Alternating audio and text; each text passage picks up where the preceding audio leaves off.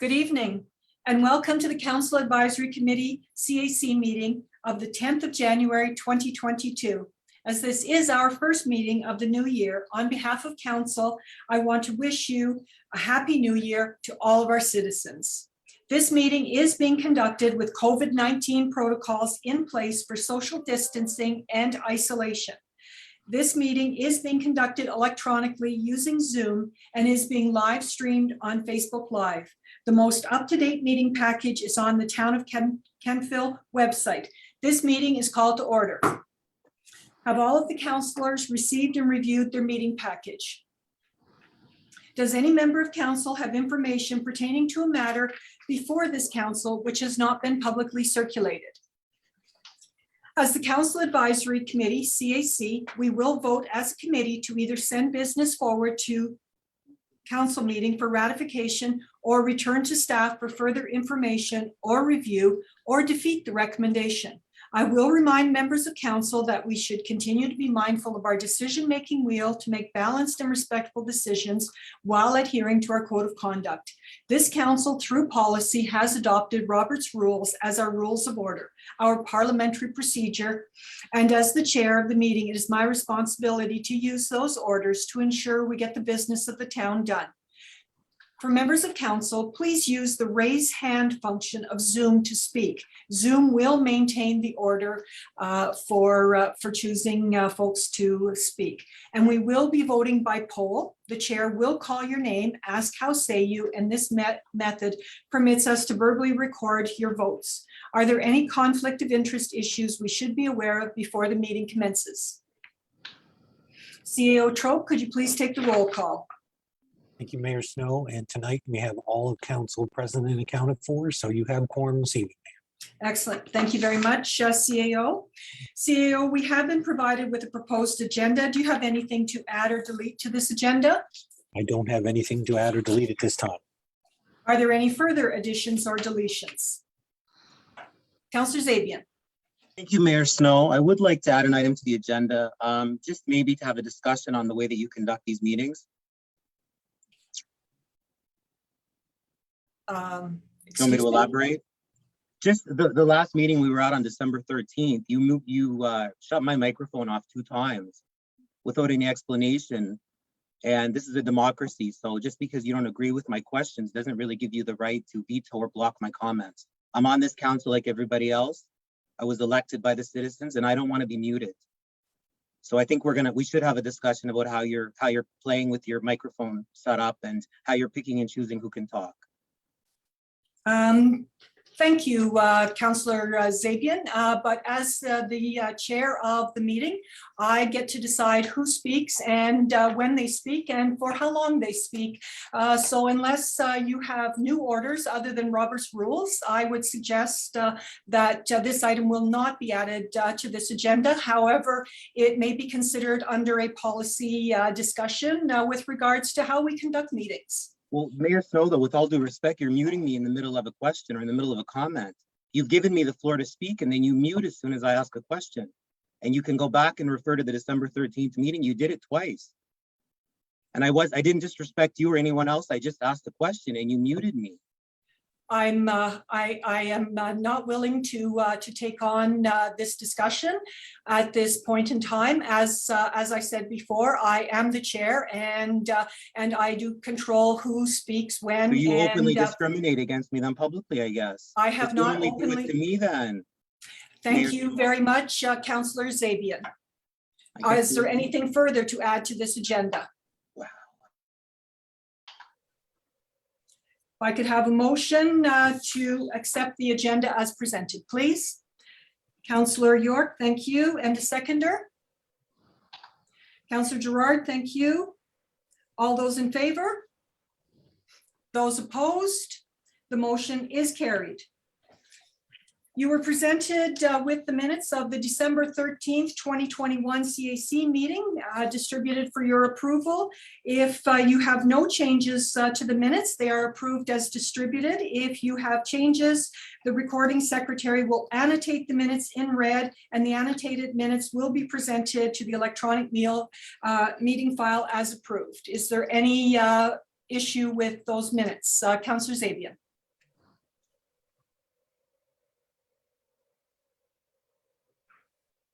Okay, so no changes, then they are approved as distributed. We have one presentation this evening. Our presenters are typically provided with 10 minutes for the presentation, followed by questions from council. Again, I want to thank you for being here this evening. Our presenter is Steve Balls with AET Consulting, and this is with regards to the Regional Greenhouse Gas Reduction Opportunities Draft Report. Steve, the floor is yours. Take it away.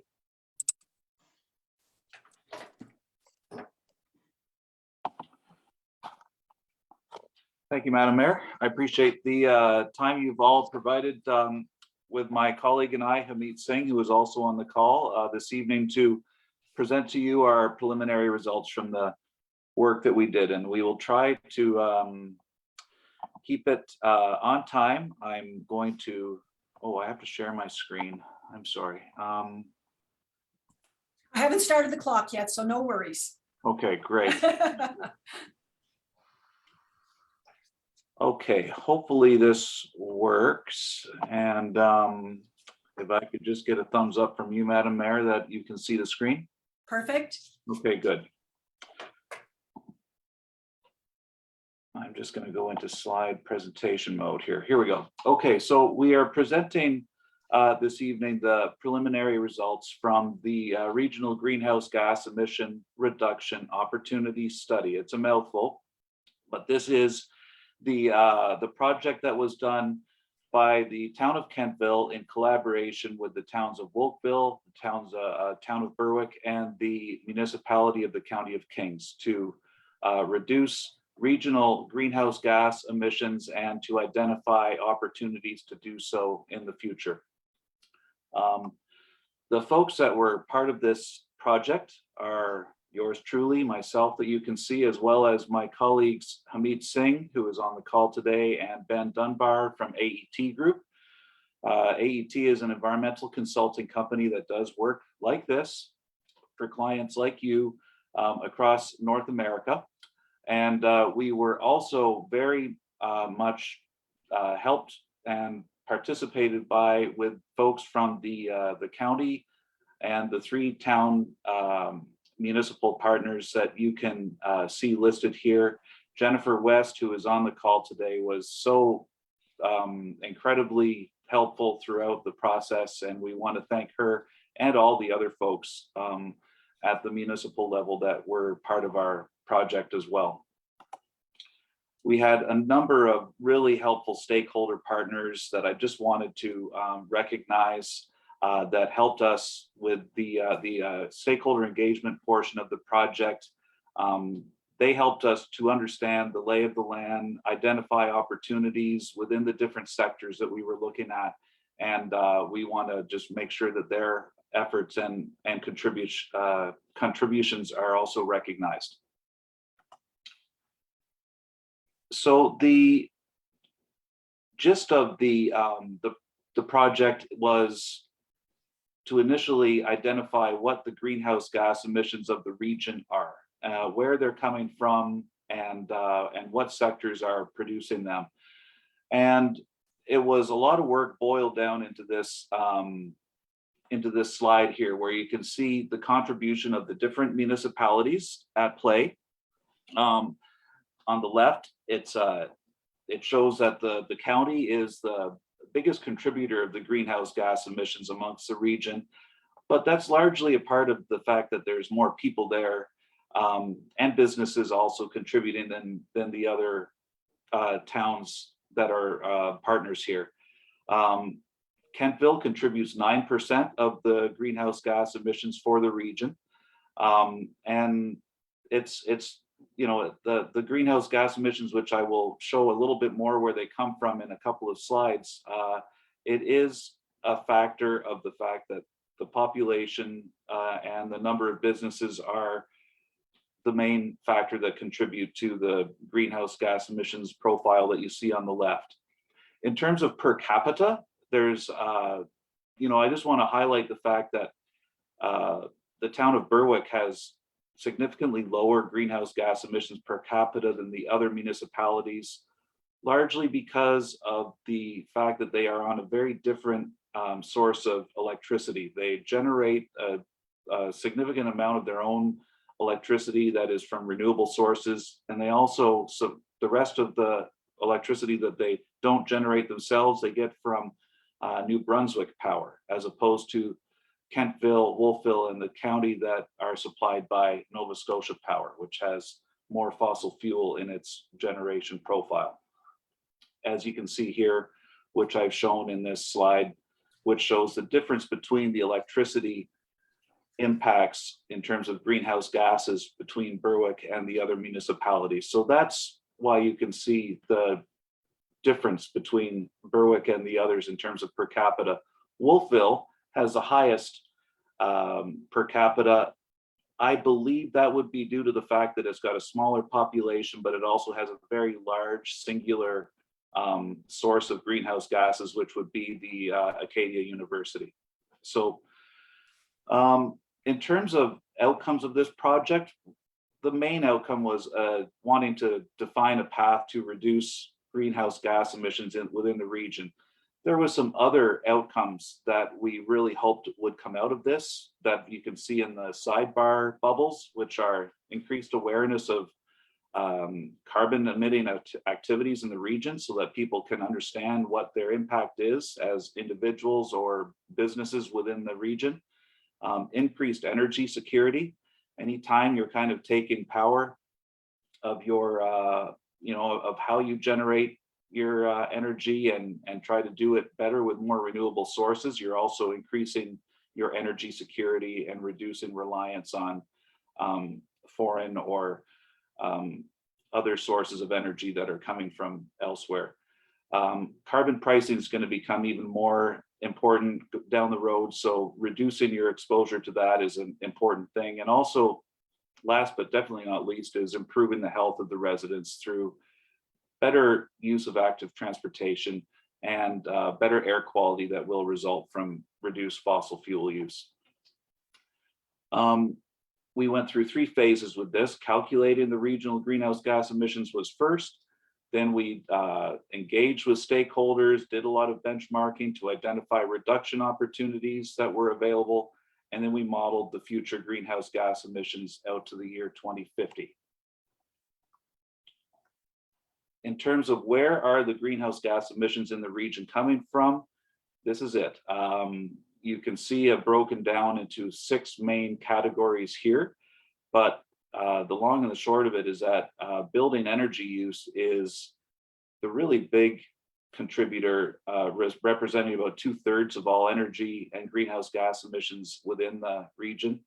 On-road transportation is the next biggest contributor at 22%, and then the agriculture sector is also a lesser but still important contributor of about 7%. Those 3 sources, building energy, on-road vehicles, and agriculture, combined represent over 95% of the greenhouse gases. So those are obviously going to be where the big emphasis is in terms of identifying reduction opportunities. We, in our reduction opportunity assessment, we identified 35 different greenhouse gas reduction opportunities that are going to be highlighted in the report that is going to be finalized later this week. Some of those are the ones that are of really big interest that we're going to talk about today are those ones that can be regionally controlled or influenced by the municipalities of Kentville and the other partners through plans, policies, or other types of tools that you have available. There are some opportunities that are essentially outside of the control of the municipalities themselves. They're controlled basically by external organizations like the utilities or the province or the federal government. Those are things like the electricity generation profile or vehicle fuel standards and things like that are very impactful, but are essentially not something that the local governments can really take control of themselves, but they still need to be recognized because they're very impactful. So the top 10 opportunities that we identified for the region that the region has a lot of control over there's a lot, I'm not going to read these all out, but there are a lot of, as you can see, emphasis on building related opportunities. When buildings cause 2/3 of the greenhouse gas emissions in the region, they're also going to be a big emphasis on the reduction side as well. There's some also quite, some emphasis on vehicles as well in terms of increasing transit usage and increased adoption of electric vehicles. We're very happy to see that Kentville has an active transportation plan, which is going to help to get people hopefully using alternative forms of transportation. And I also wanted to just highlight the fact that we really tried, when we put our list of opportunities together, to not go after kind of pie in the sky ideas that are going to be difficult, expensive, or unrealistic in terms of being implemented. We tried to really focus on opportunities that we thought really stood a chance at being implemented, and also trying to kind of pinpoint adoption rates, which is a key factor in the modeling part, identifying adoption rates of these opportunities that we thought were realistic and actually possible to actually occur, as because we have noticed that in some some climate planning efforts that we've looked at elsewhere, that some of the assumptions are pretty far-fetched, and we wanted to use what we thought were really kind of reasonable or realistic assumptions. Which leads me into phase 3, which is the final. I know there's one slide after this, but it's near the end. This is the modeling part, where we try to project, based on the opportunities that we identified, how the greenhouse gas emissions profile would be in the future for the region if these opportunities were adopted. The dotted line that you can see is basically taking where we are now, which was the 2016 starting point that we were looking at, and projecting into the future if nothing else was to change except for population growth. So that's what that line represents, business as usual. And the green kind of bracket that you can see shows how far we think that we can get this region to, based on the reduction opportunities that we identified and the assumptions that we made. It does show that there is a shortfall. Basically, if the goal was to get to net zero emissions by the year 2050, which is where many of the leading experts say that we should be striving for in order to to mitigate greenhouse gas climate change impacts as much as possible, there is a shortfall. It's an impressive reduction, but there still is a shortfall if you're looking at net zero as the target. Much of the shortfall is due to things that are outside of the control of the of the region, like vehicle fuel standards, the grid supplied energy and such, because that's where those external bodies like the government of Canada or the utilities really need to be the ones to help folks like yourselves get to that final hurdle of net zero. But it's I like to look at it as glass half full, and look at the impressive reductions that can be achieved, and then hopefully the the external organizations that kind of control what is left can be encouraged to do things to speed up what's left. We have a few recommendations. This is my final slide, which is to working on that note in terms of dealing with that shortfall of emissions to achieve net zero. Use the unified voice of the region to advocate with external organizations like the provincial and federal government or the utilities that control or influence the portions of that greenhouse gas emissions profile that the region does not have control over. Development of a regional climate change action plan building upon what we did here, because this was only identifying opportunities. The next part is putting a plan into place, implementation strategies and such to get these opportunities worked upon. Regional greenhouse gas reduction targets that are approved by all of the councils of all of the partner municipalities is a really important step to ensuring accountability and giving that goal for where you want to get to. And finally, having a regional climate action coordinator position that oversees all of the partners and their climate planning, we think is going to be a really integral part of making sure that this moves forward the way that we think you want it to. Before I open it up to questions, it is our intent to get the final version of the report that fed into this presentation in the hands of our municipal partners by the end of this week. We've received our comments back on the draft versions, and now we're going to be dedicatedly putting some time this week into getting their feedback and integrated in and getting the final product in the hands later this week. So thank you very much. I will open it up to questions now. Thank you very much, Steve. Can you go back to the Brady Bunch view instead of your screen? Excellent presentation. I don't know if I'm supposed to tell you this or not, but some of us did get a sneak peek of the draft and some tutelage by our own Jennifer West. So I want to say that we're very impressed with what's going on. So I'll open this up to members of council now. Councillor Gerard. Thank you, Your Worship. Thank you, Steve, for your presentation. When I went through it this afternoon with Jennifer, I was just curious because I know in different things they classify it as either residential or commercial. Apartment buildings, are they residential or commercial? Is there a different number of units that they classify under a certain amount as residential and over is commercial? Do you know? That's a really good question, because I could see it fitting into both. And I'm going to tell you that I'm assuming that the apartment buildings would be residential, but I'm going to table that as a question that I take to just confirm that definition, because I mean most apartment buildings are also run as a business. I'm assuming that's where your mind is going. Yeah. Okay. Yes.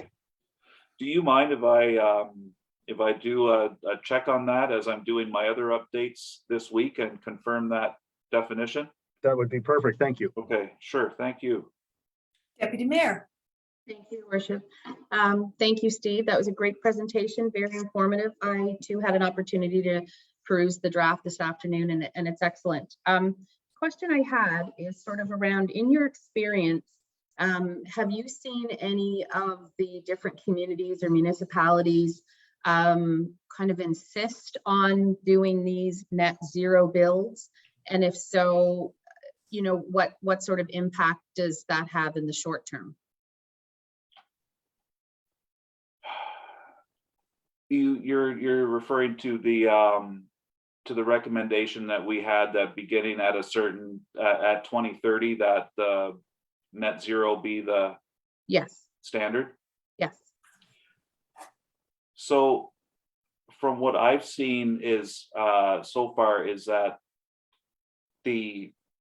for the municipalities that we have worked with, the kind of, I guess you would call it the deadline, or is still down the road. In this case, a lot of organizations and municipalities are using 2030 because that's one of the points that have been the years that have been used by the federal government, and with the different climate change international accords and such. So there's 2030 and 2050 are kind of like the benchmarks. And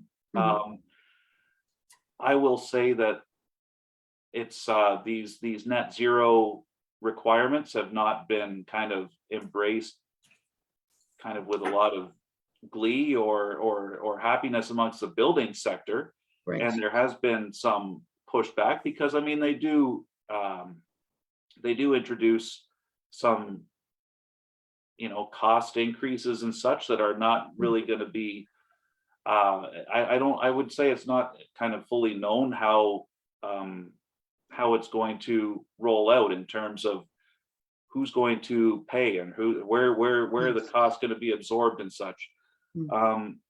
It's there's still, I guess, 8 years before that happens to figure this out, but I don't really have I guess a great answer in terms of how it should or will play out and who is going to be taking the brunt of that. Is it going to be the developers, or is municipalities going to have to step up and pony up incentives or the like, or is it going to be the buyers that end up having to pay? It's that part, the details I don't have. Yeah, that's not a great answer though, is it? No, it's perfectly fine. It's fine. We're all learning. Thank you very much. All right, are there any further questions for Steve or Hamid? If there aren't, then Steve, I'll throw one out at you. We do have folks who follow us on Facebook, and they've just heard what you had to say. So if if a citizen wanted to start doing one thing, what can they do to make that impact in their own little square of land and their effect on our environment? What a great question. So as individuals, I mean, we've been talking about the kind of like the regional community total, but I always think about how if everyone did one small thing, I think that's what you're saying, that it does have kind of like as a whole, it can have a big impact. And there is, what would that one thing be though? That's a really good question. I mean, I think that the active transportation is that Kentville has your plan that was approved within the last couple of years, and that could have a really big impact if people just start to make decisions about whether or not they're going to walk over to Main Street to pick up whatever items they might need versus driving, which I think we're all guilty of doing based on whatever the conditions are, what the weather's like, or how much time we think we have in our day to get stuff done. But the cumulative impacts of people taking just not taking a vehicle trip for a certain thing that they might have used it for would have a big impact. And then there's also one of our recommendations, which was not in that list that you saw that I showed, but we call them low-hanging fruit, but that's kind of a catch-all phrase for a whole bunch of, I wouldn't call them smallish items, but low expense, high impact things that people can do within their home or business that are things like weather stripping doors, or maximizing the use of natural light as opposed to using their electrically based lights, changing the types of lighting that they use in their home to be the most efficient that they can. All these kind of the things that you've heard the utilities and people harp on for years, but they really are they're low expense, they're easy to do, and they don't require a professional to come in and do it either. They're things that most homeowners can tackle on their own, and they have a huge impact on reducing your own electricity or heating bills. Plus, also, as if you add all those up at the community level, it would be a big impact. So those are a couple of things, I guess. Rethinking where you're going to drive and how you're going to get yourself around with it for local trips. And some of those, what I call low hanging fruit, but though that basket of inexpensive impacts that people can do within their own home or business. Okay, well, thank you very much. And we look forward to the final report, and we're prepared to start moving on this. Thank you, folks. We appreciate you having us work with you on this. It's been a lot of fun. All right, we'll see you. Thank you. Okay, next is our department reports and recommendations. The directors have provided their reports for council review and will be accepted into record without additional review unless there are questions. We have one recommendation coming out of the reports which will be presented. So CAO Troke, could you please proceed with our department reports and recommendations? Thank you, Mayor Snow. So as the period between our last committee of council and this, we had Christmas in between. So what I would recommend to council tonight to receive those reports as they've been distributed. And if there's any specific questions, the directors are available to take those questions as well as myself. Are there any questions? Councillor York. Thank you. My question is for Director Gentleman with regard to the auxiliary unit dwellings. Is there anything, are we doing anything to make sure that, or can we do anything, I guess, to ensure that not, that there isn't an increase of like Airbnb rentals units as opposed to what I think is their intended purpose rather, of being auxiliary dwellings? The simple question to that is no, there's no way that we really have anything to do. Airbnb is a platform. We approve auxiliary dwelling units. We expect that they're going to be for long-term, excuse me, long-term rentals, but that's not always the case. Okay. I think all municipalities right now are struggling with that same situation where a lot of these apartments are being created for Airbnb. Okay. Thank you. Deputy Mayor. Thank you, Worship. I have a question for Director Kroll, and then I also have one that relates to the Donald Hiltz connector. So I don't know if that would be Gentleman or Bell. I'm not sure. So I'll start with Director Kroll on the one question I had. The PILT, the federal PILT that's under budget, $31,508. There's probably a simple explanation for that, but I don't know what it is.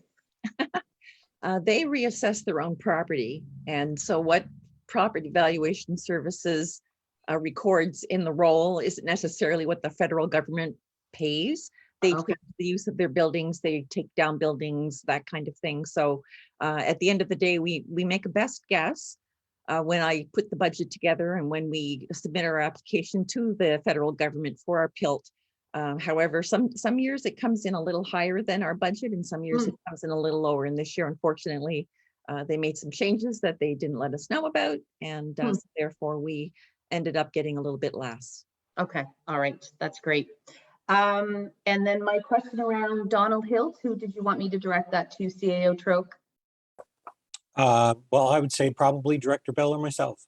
Okay, there's a comment in there about technical work being started on the Donald Hiltz connector, and I'm just wondering how we define technical work. Maybe I can start with this and then Director Bell can chime in. So really there's a little bit of topographical and survey work going on there. There's a lot of pieces that are in the files that are a number of years old. There's a lot of work that's been done on this route because there's a water line that already runs through the area. So we're really first getting our new technician acclimatized to some of the materials, but then also there's a series of topographical pieces that are getting started on that. And then maybe Director Bell, I'll get you to chime in if there's anything I missed on that. Start the video on. Can you hear me? Yes. Yes. Yes, we just can't see you. Can't see me. You're not missing Oh, much. now we can. No, I think CAO Troke said basically everything there that I would say. As he mentioned, our new technician, or he's actually young graduate engineer, started this last week, I guess now, last Tuesday after the holidays. And that was the first project that I got him started on, was kind of accumulating that data that we had from historical surveys. And when we acquired that land, most of which was 20 plus years ago, prior to putting the water line in about 21 years ago. So the road is roughed in and able to be, traveled on for maintenance reasons, to maintain the water line that goes from the park all the way to Prospect Avenue. So in order for us to, start to apply for funding, if and when that becomes available, we need a little more detailed work, preliminary design work on the sort of engineering side of things to provide accurate estimates and show funding folks that we're well into the design stage, and hopefully move to the final design and build stage. So no, that's Okay. basically it, Deputy Mayor. Great, thank you very much. Thank You're you. welcome. Councillor Maxwell.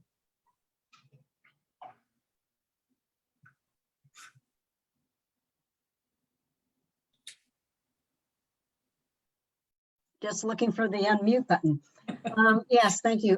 Director Kroll, I was looking at your report and concerning the perpetual fund, I believe it was, and I noticed that you had said that the capital losses were very high, and the management fees are very high. And I'm just wondering, and that was in comparison to last year. Both of those were in comparison to last year. So I'm just wondering if this is concerning, or, why we're paying out high management fees for, losses and things like that. So is there a reason for that, or could you explain that a little bit? The capital losses come from the retirement or the redemption of a bond. The bond may have been purchased at less than what we actually would get at the end of the term of the bond. So we would have a small loss there. There's a number of items that are included in that loss. It's not just one loss, it's Right. a number of losses.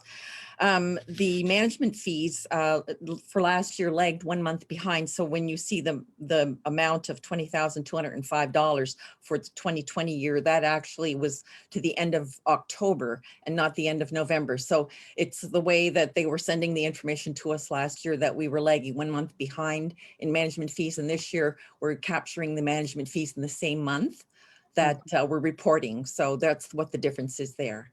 Okay, great. Thank you very much. And CAO, just had a question for you. I believe that the Police Commission had put in a bylaw for terms of service, and I think the chair was expecting that to come forward at CAC and then on to council. I'm just wondering what, I noticed it's not on our agenda, so just wondering what's going on there. Sure, thank you. So there was some discussion that I had with the chair, and first we need to clarify the provincial side of the terms. There was some ambiguity about the appointment of folks on that front.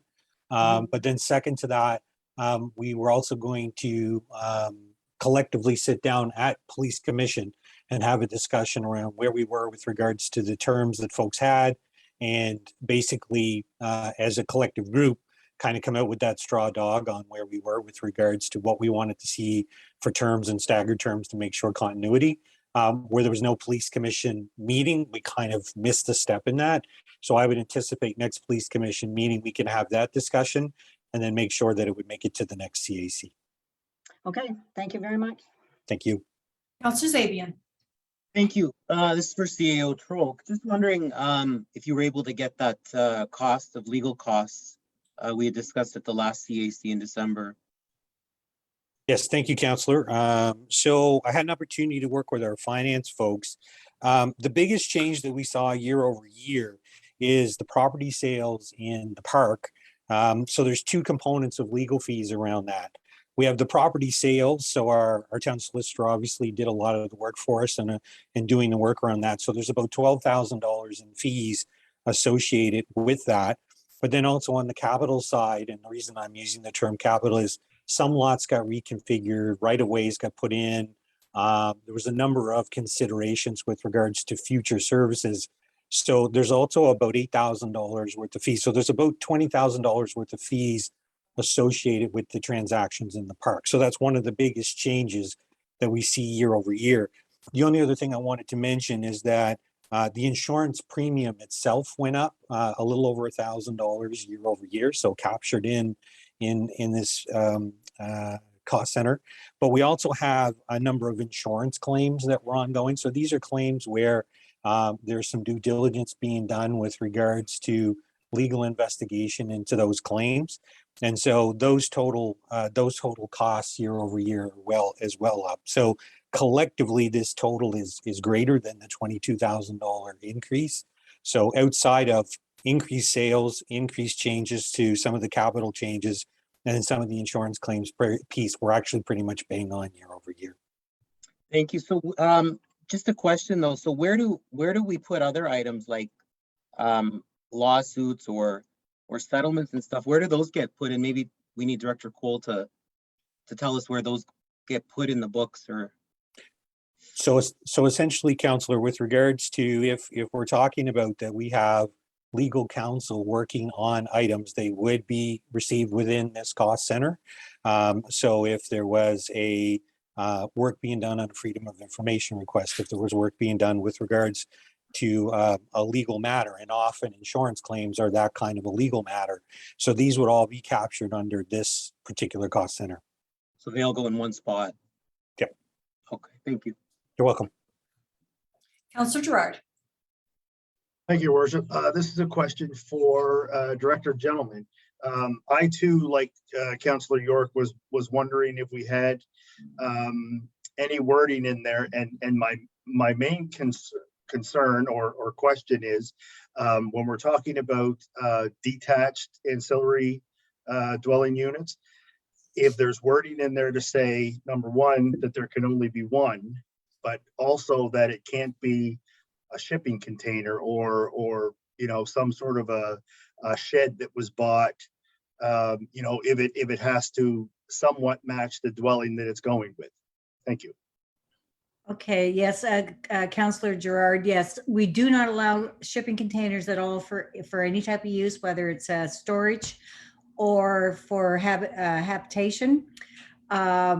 But certainly the building code, when it comes to a residential unit, will certainly make sure that it's built to code. So you have all the proper fire separation, everything that you need to have for a residential dwelling would be part of the dwelling unit if it was in an accessory unit or a garage. Perfect. Thank you. You're welcome. Councillor Maxwell, did you have something else? No. Okay. I do now that. Okay, Councillor go ahead, Gerard has please. Brought that up. Same for Director Gentleman.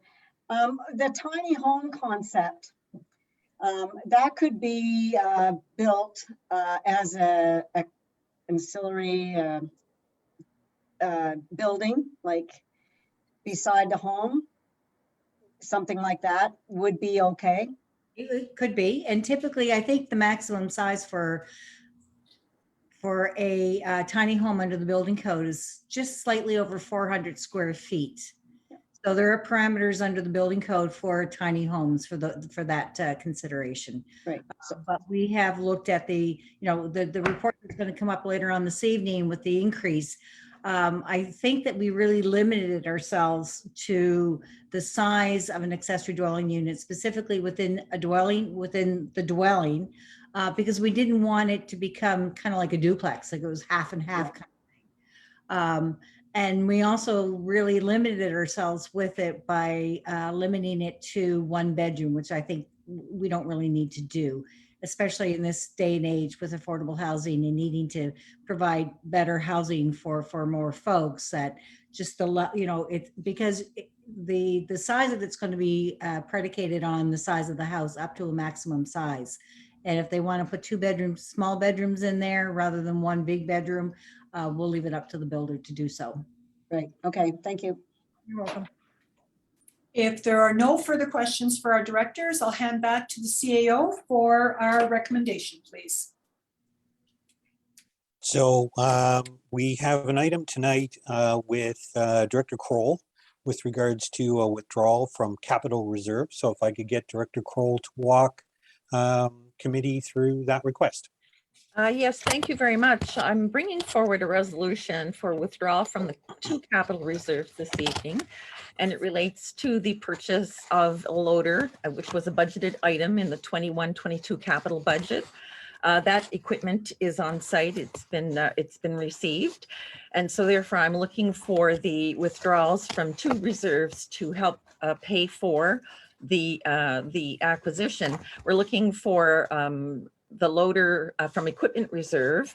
$100,000 was budgeted from the equipment reserve, and I'm asking for the full amount, $100,000 to be withdrawn from that reserve. There also is a budgeted item of $25,000 from the general allocation, Town of Kentville General Allocation Reserve, and that's $25,000. And I'm asking for the full amount for that as well. So in total from two reserves, $125,000. The equipment reserve, as of Friday, contained, or when I wrote this, January the 5th, contained $132,682. And after we withdraw this money, it will contain $32,682. The Town of Kentville General Allocation Reserve contains $1,849,611. And after its withdrawal, it will contain $1,824,611. So my recommendation reads that I recommend a Council Advisory Committee that the attached resolutions, and there are two of them, be approved for withdrawals in total of $125,000 from two Town of Kentville capital reserves to partially fund the budgeted 2021-22 transportation equipment acquisition. And after this approval, I ask that it be placed on the next docket of Town Council for ratification.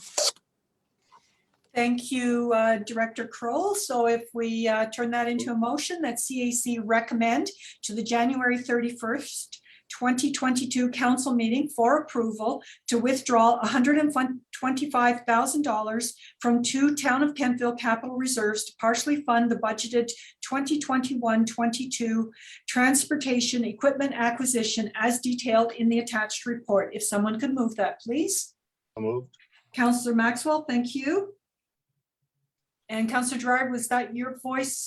Thank you. Gerard for the second. It has been moved and seconded that CAC recommend to the January 31st, 2022 council meeting for approval to withdraw $125,000 from two Town of Kentville capital reserves to partially fund the budgeted 2021-22 transportation equipment acquisition as detailed in the attached report. Is there any discussion to this matter? There being no discussion, are you ready for the question? The question is that CAC recommend to the January 31st, 2022 council meeting for approval to withdraw $125,000 from two Town of Kentville capital reserves to partially fund the budgeted 2021-22 transportation equipment acquisition as detailed in the attached report. Deputy Mayor, how say you? Yes. Councillor Gerard? Yes. Councillor Huntley? Yes. Councillor Maxwell? Yes. Councillor York? Yes. Councillor Zabian? Yes. And I say yes, the motion is carried. Thank you very much. All right, now we have a motion to accept the staff reports as delivered. If someone could move that, please. Deputy Mayor, thank you. And for the second, Councillor York. It has been moved and seconded that staff reports be accepted as delivered. All those in favor? Those opposed? The motion is carried. Again, thank you very much. All right, we move on to our unfinished business with regards to the public forum. And due to current COVID restrictions, there is a requirement to reconsider the format of the planned public forum. Council has the option of conducting an online forum or postponing the forum until we can meet publicly. The staff recommendation is to hold a virtual meeting on January 18th. CAO, did you have anything you wanted to add? No, really at this point, I'm just looking for direction from council. If the decision is that we would move this to an online form, there'll be some reconfiguration would need to be done for that. versus if the decision was that this would be moved to another date, obviously then we would be working with council to secure that date. Obviously, public health recommendations would be followed regardless. All right, thank you, CEO. So what is the will of council? Did we want to put the motion recommended by staff on the table and then discuss that? Or did we just want to look at our options, discuss that, and then put a motion on the table? Councillor York, you had your hand up first, so did you have any desire changes? I just had a question, but I guess it depends on the format that we're going to proceed with. Okay. before I ask it. Councillor Zabian? Do you have a choice which way we go? No, I think we should wait until things are a little safer and just have it in person as originally. Oh, no. What I'm asking you is how we proceed. Do you want me to put the recommendation on the table as a motion, or did we want to talk about our choices and then put that choice on the table? I'm okay if you want to put the motion on the table. I'm okay with that. Okay, so how about if we go there? That the CAC direct the CAO to proceed with planning a virtual meeting in support of the January 18th, 2022 public forum. If someone could move that, please. So moved. Thank you. And a seconder?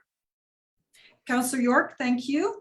So it has been moved and seconded that CAC direct the CAO to proceed with planning a virtual meeting in support of the January 18th, 2022 public forum. Discussion, Councillor York. Yeah, so I guess before I make a decision whether it would be appropriate online or to postpone, do we have access to, or rather do staff have access to platforms like Bang the Table or similar in order to conduct sort of a public forum online? So if I could, Mayor, so while we do have access to that, we haven't used it extensively. So there would be some prep before doing that. If we were going to go to online, we would do it probably similar to when we've done other public consultation.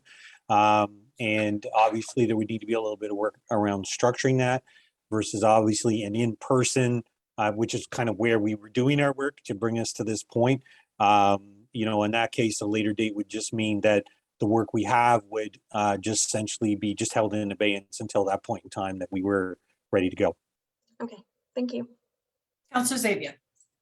Thank you. I personally would prefer to wait until we can hold it publicly. I think doing it online, I don't see the benefit of that for any of us, because we've had other things online, as the CEO just said, and I don't see a lot of citizens partaking in that or even speaking up. So I think by doing it online, I think, you know, you're great. You're going to meet the January 18th deadline, but it's really not going to be it's not going to be effective for us to hear from people. So I won't support going online. I'd like to see it be delayed until we're able to hold it. Thank you. Thank you. Councillor Maxwell. Thank you. My personal thoughts are that I think it's a bit impersonal when it's in this type of format, when it's online. I think that people would like to, you know, to see their councillors in person. And so I prefer to have it in person. If that means we wait until late spring, then, you know, we wait till late spring, but I'd rather not do it in a impersonal structure. So that's my thought. Thank you. Deputy Mayor. Thank you, Worship. I think it would be interesting to know, you know, what citizens feel about this and how they'd like to see us proceed. But I mean, time doesn't really permit for that. So it's really hard to know, you know, what their preference would be. But I kind of have a sense that the majority of people would probably like to do it in person and, you know, and be there and have us aware of who's there and be able to see their faces. And if that takes a little bit longer, then that's okay. And we can still move forward and keep doing the good works that we're doing in Kentville and hear from them as soon as it's all safe. So thank you. All right. Is there any further discussion? Oh, Councillor Huntley. Thank you, Mayor. I'm all for having a public and not doing it on Zoom. I know it'll take a little longer for us to wait, but I'm okay with that. Okay, good. All right. Is there any further discussion? Are you ready for the question? The question is on adoption of the motion to direct the CAO to proceed with planning a virtual meeting in support of the January 18th, 2022 public forum. Deputy Mayor, how say you? No. Councillor Gerard? No. Councillor Huntley? No. Councillor Maxwell? No. Councillor York? No. Councillor Zabian? And I say no, the motion is defeated. And CAO, do you need a motion to direct you to plan for a date based on a moving target as far as maintaining the whole COVID thing and that sort of thing? I think for me, for purposes of tonight, the work we've been doing continues. So let's wait till the public order is lifted and then let's have a conversation around picking the next date. Perfect, thank you. And that's satisfactory to all members of council. All right, moving on. We have no correspondence this evening. However, we do have some new business, and as we've already touched on it a little bit, we have an amendment to our land use bylaw. And Director Gentleman, could you please take us through the details that you've provided us with? Thank you, Your Worship, and Happy New Year, everybody. This is an amendment to the land use bylaw to consider the increase of the maximum square footage of secondary or ancillary dwelling units upon a single family dwelling lot. The initial application came in from a Brenda and Chris Murphy from Calgary. They own property on Prospect Avenue and will be building their home there later on this summer. So Brenda and Chris Murphy is 178 Valley Point, Calgary, Alberta, applied for a land use bylaw amendment to increase the maximum size of accessory or secondary dwelling units. And from here on in, I'll just refer to them as ADUs, from the maximum that we have in our land use bylaw right now to a maximum of 1,000 square feet, subject to certain conditions. In their application, they requested using kind of a sliding scale based on the size of the property to determine the square footage of the ADU. Though staff supported the idea of increasing the size of the ADUs, we didn't feel that a sliding scale, as they had suggested, based on lot size, could easily ensure that the ADUs remain subordinate to the main dwelling. The definition of ADUs and accessory structures state that they must be subordinate or lesser than the main dwelling on a lot. Staff advised the applicants that increasing the size of the ADU has merit, as low vacancy rates and skyrocketing prices find many Nova Scotians struggling to find a place to live and pay their rent. But aligning the size of the ADU based on the size of the property was problematic, and the applicants have since agreed. So staff and the applicants worked together a little bit to come up with kind of a compromise and something that we felt that would that really made sense. As a result, staff in consultation with the applicants drafted proposed amendments that would allow for the increase to a maximum size of 1,000 square feet, as long as it remains subordinate to the main dwelling. So all municipalities in Nova Scotia that do have planning documents or land planning strategies are required to have specific policies relating to housing under the Statement of Provincial Interests under the Municipal Government Act. The provincial goal is to provide housing opportunities to meet the needs of all Nova Scotians by requiring municipalities to consider higher densities, smaller lot sizes, and reduced yard requirements that encourage a range of housing types. Since the adoption of Canfield's very first land use bylaw in '79, Canfield has been a pioneer in advocating for affordable housing and encouraging more housing opportunities by permitting ADUs within any single family residential dwelling. So we've always allowed them since 1979 under the original, the first land use bylaw. There are several benefits associated with ADUs, including detached backyard granny or garden suites, we'll just refer to them as garden suites, such as increasing the overall density of an area without affecting the overall built form of the neighborhood, providing opportunities for affordable home ownership, providing rental opportunities, and providing an additional source of income to existing homeowners, including seniors looking to age in place. With the adoption of the 2019 planning documents, the type of ADUs were expanded to allow ADUs in an accessory building, whether it was essentially within a detached garage or even as a separate granny unit or garden unit. However, the maximum size of the unit was restricted to 35% of the square footage of the main building, up to a maximum of 500 square feet with a maximum of 1 bedroom. The limitations on the size were intended to foster a degree of stability within existing neighborhoods while accommodating an aging population and to encourage various housing opportunities. However, the current critical need for more affordable housing has prompted the need to review the existing ADU housing policies, specifically the size limitations and restrictions on the number of bedrooms. Increasing the size of ADUs in single-family dwellings and within backyard garden suites will still maintain stability within the neighborhoods as long as they are accessory to the main dwelling or principal dwelling and adhere to additional land use regulations such as floor area ratios restrictions and height requirements. Staff reviewed some of the other municipalities' policies with regards to ADUs and how they define them and how they calculated the size of those ADUs. And upon that review, found that many have aligned their maximum square footage for ADUs within a single family dwelling with the National Building Code.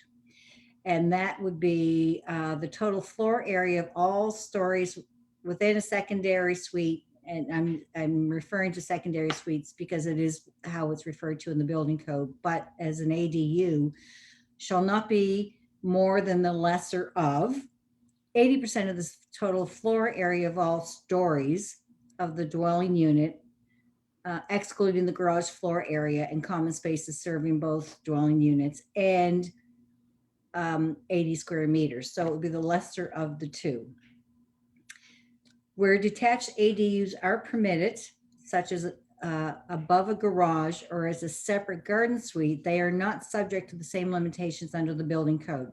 So essentially under the building code, they don't care if you have a separate dwelling or a separate accessory structure on the site. It does not have to meet that lesser of the two requirements as stated earlier. It could be much bigger than, essentially bigger than the dwelling unit, but we don't want that.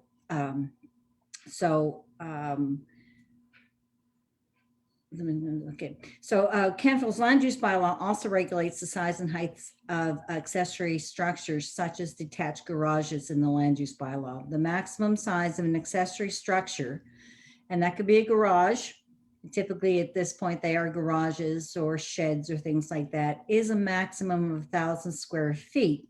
It's not limited to a percentage of the size of the house. But it is subject to the size of the lot. So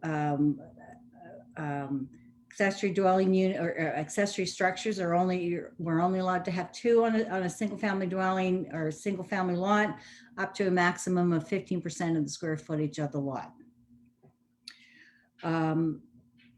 So it was the opinion of staff that if a maximum 1,000 square foot accessory structure could be permitted on a lot for a garage or any other use that would be accessory to the dwelling unit, then we felt that it really didn't matter if a garden suite was allowed to be 1,000 square feet in size, as long as that ADU remains subordinate to the main dwelling.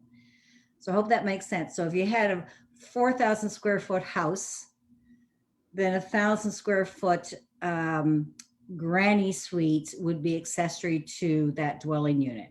We just want to make sure it's lesser than and smaller than the main dwelling unit. So it's staff's recommendation that council give first reading to aligning the maximum square footage of ADUs within a single family dwelling with the National Building Code, which is 80% of the gross floor area of the main dwelling up to a maximum of 80 square meters without limitations on the number of bedrooms. So we're going to get rid of the requirement that we would only allow a maximum of 1 bedroom. And further to allow detached ADU garden suites to have a maximum floor area of 80% of the gross floor area of the main dwelling, not to exceed 1,000 square feet. Does that make sense? So the resolution attached, and I sent everybody an email earlier today. There was just a repetitiveness in section 3 of the resolution that I provided to you. The intent is still the same, but there was just a repetitiveness in the wording that I put there. So essentially what this amendment would allow would be that we're aligning the square footage of the accessory dwelling unit within a single family home, aligning that with the building code requirements. So it's only 80% up to a maximum size. It's kind of the reverse side of what we had originally at 35%.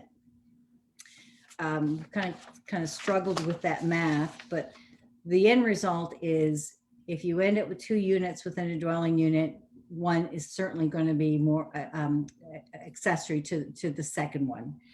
And also to be able to allow where we allow accessory structures up to a maximum of 1,000 square feet, as long as they have that, it doesn't exceed that maximum 15% of the lot area to be used as an accessory dwelling unit. However, it still must remain accessory to the main dwelling unit.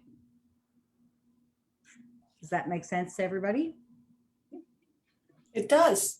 Good. So how about if we get a motion on the floor and then they can fire the questions at you. Okay. So based on the recommendation that you provided us with, Director Gentleman, that CAC recommend approval of council at the January 31st, 2022 meeting of council for first reading of the land use bylaw amendment on the matter of ancillary dwelling units, to align the maximum square footage for ADUs within a single family dwelling with the National Building Code, which is 80% of the gross floor space area of the main dwelling up to a maximum of 80 square meters without limitations on the number of bedrooms, and to allow detached ADU garden suites to have a maximum floor area of 80% of the gross floor area of the main dwelling, not to exceed 1,000 square feet. Someone could move that, please? Oh, yep. Sorry. I just want to make it just a couple of small clarifications. Sure. Between garage suites and garden suites, which we allow both. So in many cases, we do allow garages at 21 feet in height, and that's high enough and tall enough to allow for garage use as well as living space above. But we also, there's been a lot of discussion about just having separate garden suites on the property as well. And so we're the same restrictions in terms of the square footage still apply, but we're limiting the height of those structures to 15 feet. Okay, thank you. If someone could move that, please. So moved. Thank you, Deputy Mayor. Councillor Maxwell for the second. Thank you. It has been moved and seconded that CAC recommend approval of council at the January 31st, 2022 meeting of council for first reading of the land use bylaw amendment on the matter of ancillary dwelling units, to align with the maximum square footage for an ADUs within a single family dwelling with the National Building Code, which is 80% of the gross floor space area of the main dwelling up to a maximum of 80 square meters without limitations on the number of bedrooms, and allow detached ADU garden suites to a maximum floor area of 80% of the gross floor area of the main dwelling, not to exceed 1,000 square feet. Discussion? Councillor York, please.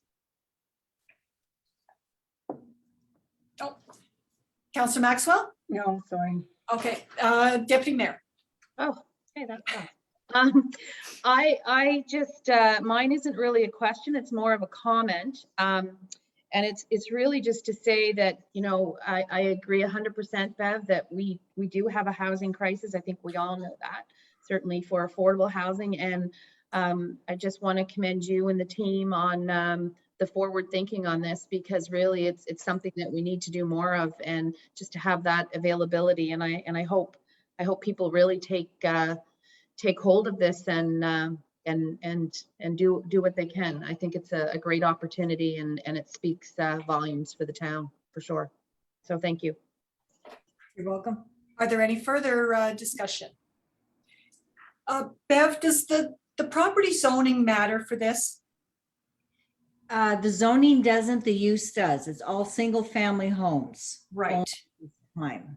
So you can have a single family home in an R2 or an R3 zone, but it's only single family homes. Okay. Okay. I'm trying to get my head wrapped around when you say single family. So if I built a granny suite and my mother, God forbid, came to live with me, that would be a single family, right? Right. So you are now in a single family home. Right. So if you had room, Yeah. to put a dwelling unit, an accessory dwelling unit on the property separate from the dwelling, Right. you could do that, but you certainly can do the same thing inside the house. Okay. Okay. All right. My next comment is to council.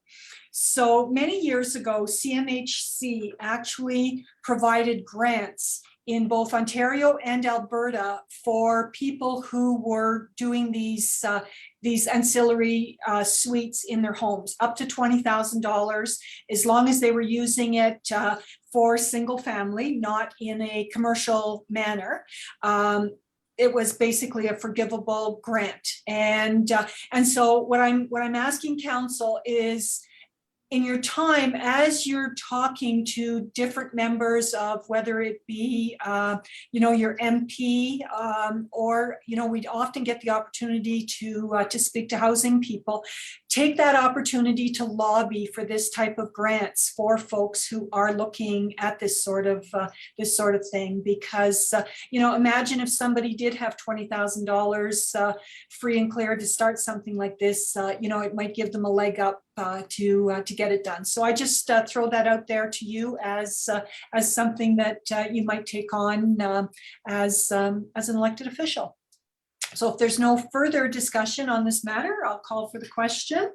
And the question is on recommendation of approval from CAC to recommend to council January 31st meeting of council for first reading of the land use bylaw amendment on the matter of ancillary dwelling units to align the maximum square footage of the ADU within a single family dwelling with the National Building Code, which is 80% of the gross floor space area of the main dwelling, up to a maximum of 80 square meters without limitations on the number of bedrooms, and to allow detached garden suites to have a maximum floor area of 80% of the gross floor area of the main dwelling, not to exceed 1,000 square feet.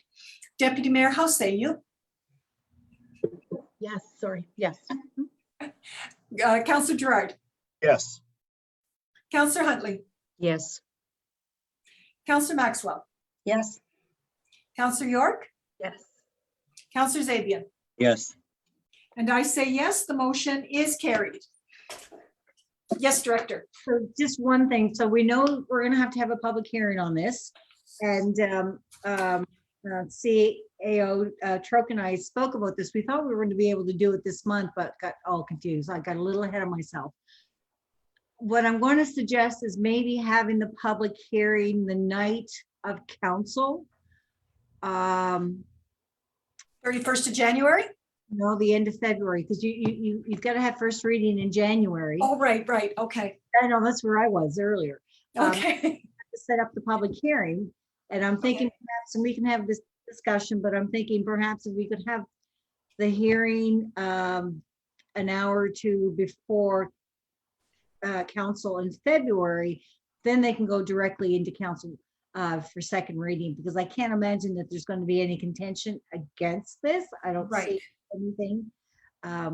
People might want something bigger, Okay, but that's just my recommendation and suggestion. And just keep that in mind because I have to start preparing the ad, putting it in the paper now.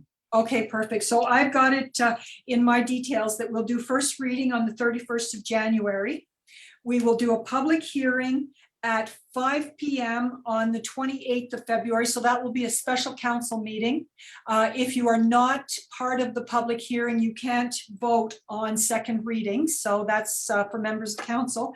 And then we'll do second reading if, barring there's no issue, on the 28th of February, and that works in your schedule. Yep. Perfect. Okay.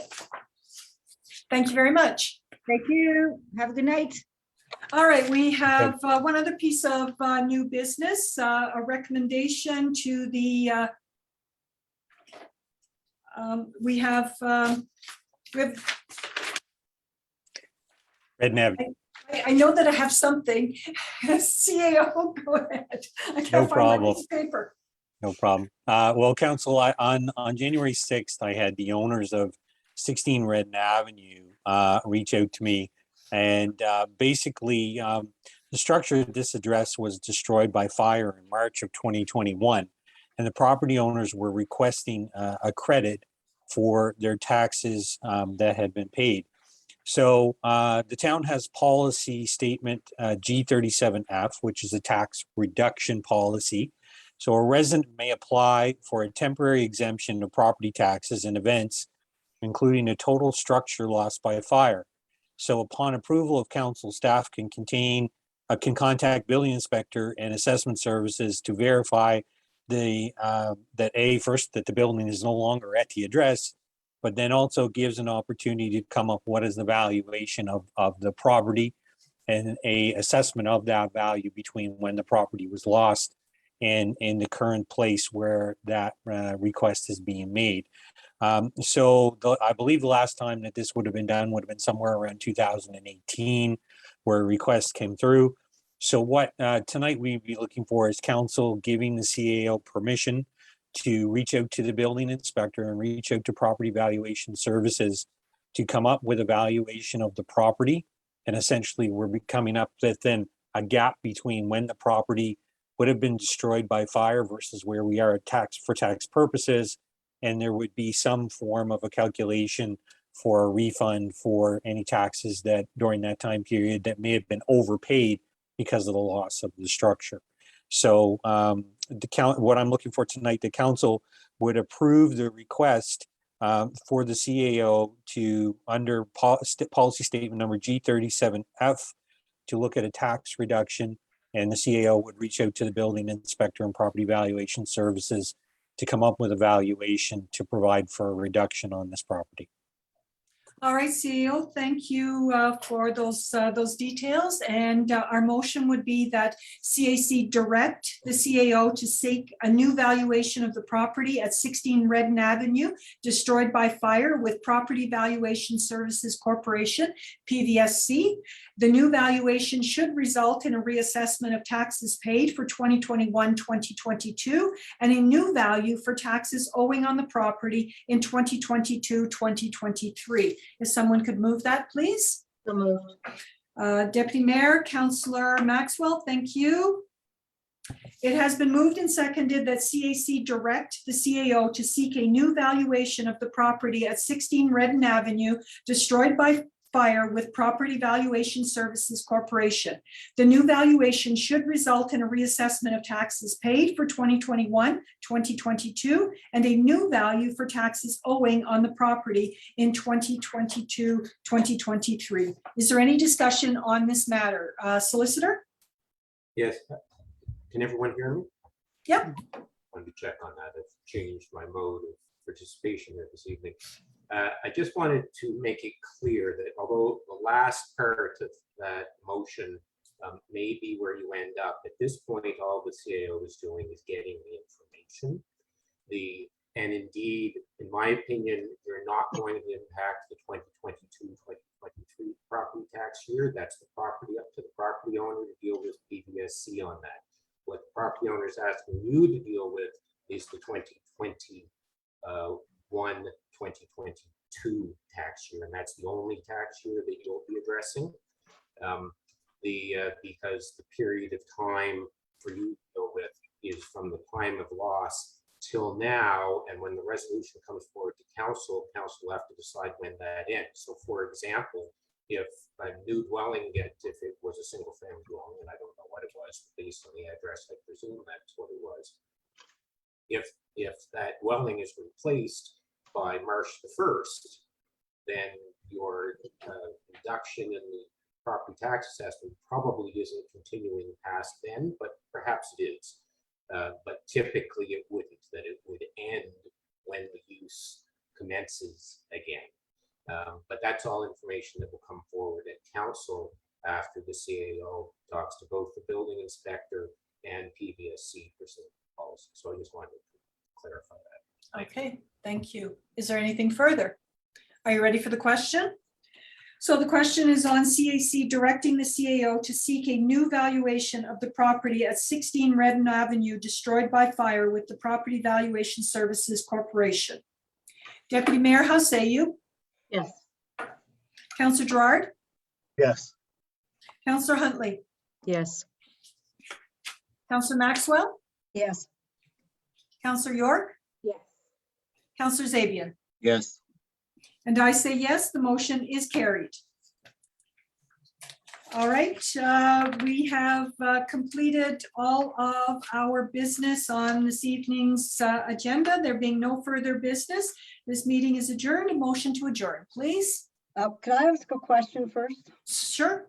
Okay, I noticed that we had a change tonight in our handling of directors' reports, and I like the change. But I have two questions here about that. I'm wondering if the reports are available on the website for the public to read before the meeting. That's number one. So I'm just hoping that the access is there for the public. And number two, if we have future changes, it would be nice if we could have them a heads up on that, because my notes were all over the place. Like I had finance questions, recreation questions. It would be nice to just list them all down. So I'm just asking for a little bit of a heads up before a meeting if we're going to have a change of format.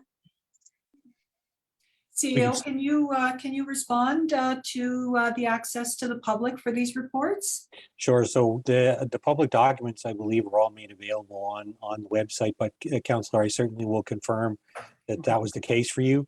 But also with regards to any changes, in this case, just because of the short period, we went through this process. But yeah, absolutely, in the future, happy to send notice out to council ahead of time if there's going to be any changes to that. So happy to do so. Yeah, thank you. Sorry about that. No, not at all. Anything further? No. Okay. There being no further business, this meeting is adjourned. If I could have a motion to adjourn, please. I'll do that. Thank you. And our time is 7:23.